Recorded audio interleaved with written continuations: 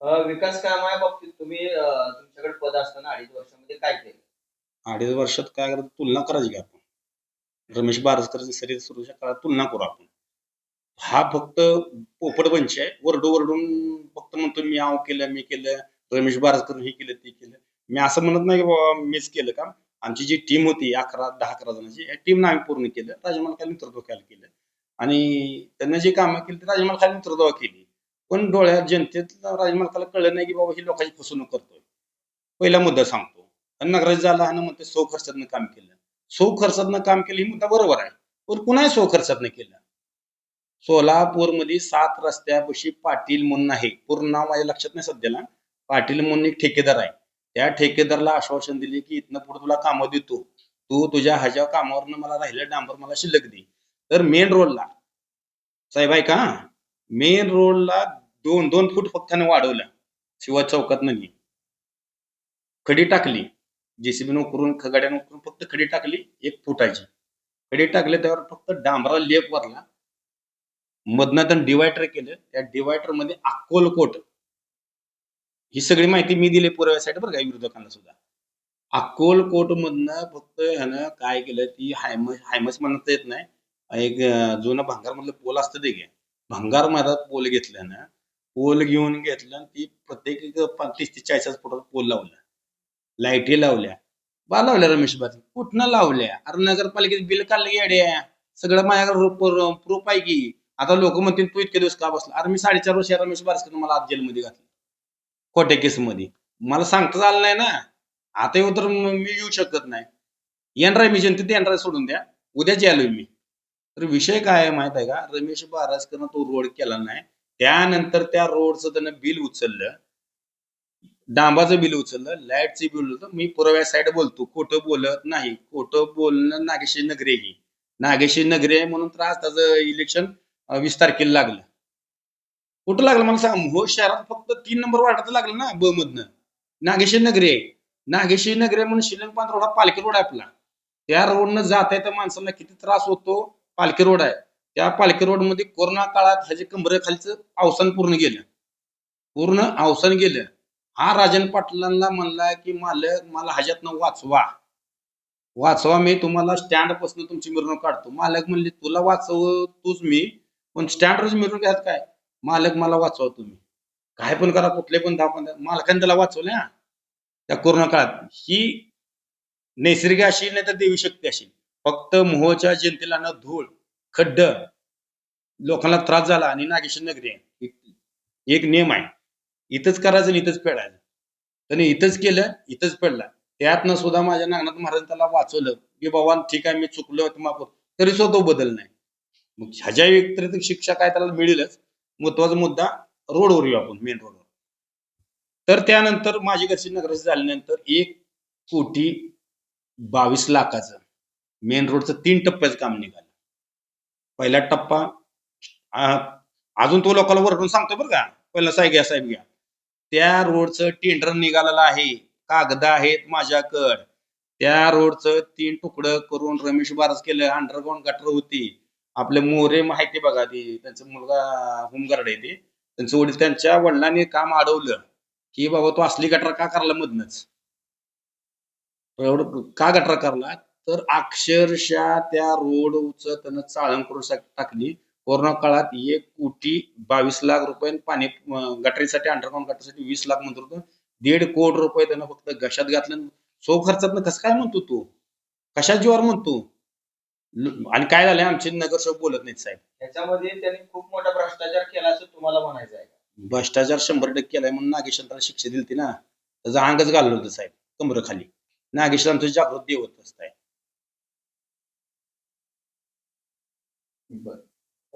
काल उमेश पाटील यांनी प्रचारामध्ये असं सांगितलं की जर विरोधकांचे नगरसेवक किंवा नगराध्यक्ष आले तर त्यांनी दारूचा ग्लास देतील आणि आमच्या आली तर पाण्याचा ग्लास देतील. काय सांगाल?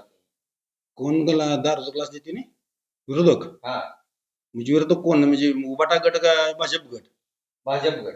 भाजप गट, ठीक आहे. कशामुळे म्हणते तसं? त्यांनी भाषणामध्ये तसा प्रचार केला, त्याबद्दल तुम्ही काय सांगा? एका महिलेबद्दल असं म्हणायचं काम आहे का त्याचं? तो काय करतो?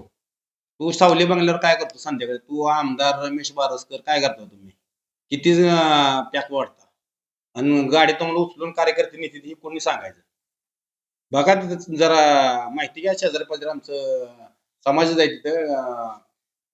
म्हणजे घरकुल तिथे पहिले घरकुल म्हणून मधल्या योजना आहे तिथं. तर बघा ह्यांनी काय करते संध्याकाळी. आणि काल क्षीरसागर घर दारू विकते तर तू काय करतो रमेश बारसकर? तू सगळ्या वरडून सांगतो रमेश बारसकर हॉटेलवर काय चालतं? म्हणजे सावली बंगल्यावर काय चालतं? आणि एका महिलेबद्दल अपमान करतो. करायचा काय संबंध तुझा? क्षीरसागर हा ठीक आहे, त्यांचा धंदा आहे, बिझनेस आहे. धंदा तुझा नाही ना, व्यवसाय धंदा आहे तुमचा. दोघांचा पार्टनरशिप मध्ये. आर्यन हॉटेलवर आणि गारवा हॉटेलवर. ह्याच्या व्यतिरिक्त तुम्ही काय लफडी करता ते देव जाणं बाबा. आणि असं बोलायला नाही की एका महिलेबद्दल ग्लास येईल आणि ही होईल. म्हणजे तुम्ही जाती तेढ नको सुद्धा मानवी द्वेष पण निर्माण करलो ना. तुमच्याकडून विकास काम होत नाही. तुम्ही म्हणता ना, एक उदाहरण देतो माझं. आणि मोहोळचं विधानसभेचं इलेक्शन लागलं होतं त्या टायमाला गावात सांगितलं की बाबा आम्ही अमुक निधी आणू तमुक निधी आणू. तुमचा राजीव खरे माननीय एकनाथ शिंदे साहेबांच्या भाषणात म्हणतो की मला 5 कोटीचा निधी सुद्धा मिळणार नाही. मोहोळ तालुक्यात साहेब, मोहोळ तालुक्यात 5 कोटी मिळणार.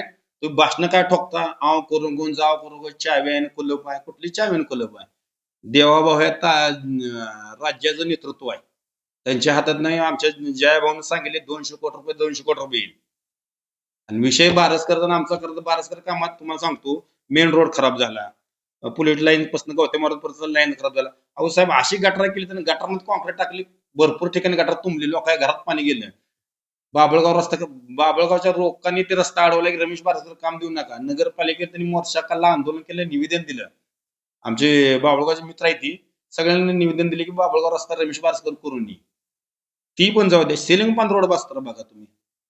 अहो घर खाली तळ माजले गेले, ते रस्ता उंच केलाय, कॉन्क्रीट सगळं फुटले. आणि असं काय वस्तू वापरतो की रस्ता सुपर होतो? सुपर म्हणजे तुम्हाला लक्षात आलं का? लोक म्हणजे स्लो पायझन देतो रमेश बारकर, स्लो पायझन लोकांना विचारणा पण देतो आणि शारीरिक आणि मानसिक सुद्धा देतो स्लो पायझन. आणि लोकांना कसं पडतंय का नाही पडतंय ते 5 वर्षाला गेलं, पण आता लोक त्याच्या बोलफटाप्याला पडणार नाही ती.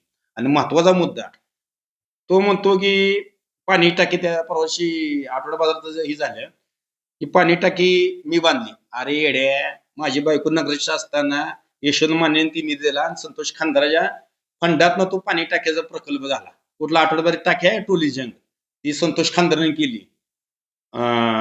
खाली अण्णाभाऊ साठे नगर मध्ये जी उद्यान उभारलं का, ते दत्ता खवळे मुस्ताक साहेबाच्या वार्डा निधीतून यशवंत मानेच्या प्रयत्नातून तात्यांच्या प्रयत्नातून ती झाली.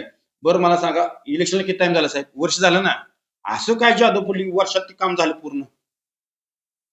असं काय झालं बाबा म्हणजे 2-3 महिने झाले ती उद्घाटन केलं. काय ते राजू खरेनी रमेश बारकर आम्ही स्वप्नपूर्ती केली. स्वप्नपूर्ती केली? अरे बाबा, त्या दत्ता कोळेपाशी मुस्ताक साहेबाशी नगरपालिका ठराव आहे, ते मंजूर दत्ता यशवंत मानेच्या वार्डात फंडातनं मंजूर झालं. ते काम सगळं ते मुस्ताक साहेबांनी आणि दत्ता कोळे यांच्या मार्गदर्शनात ते काम होतं.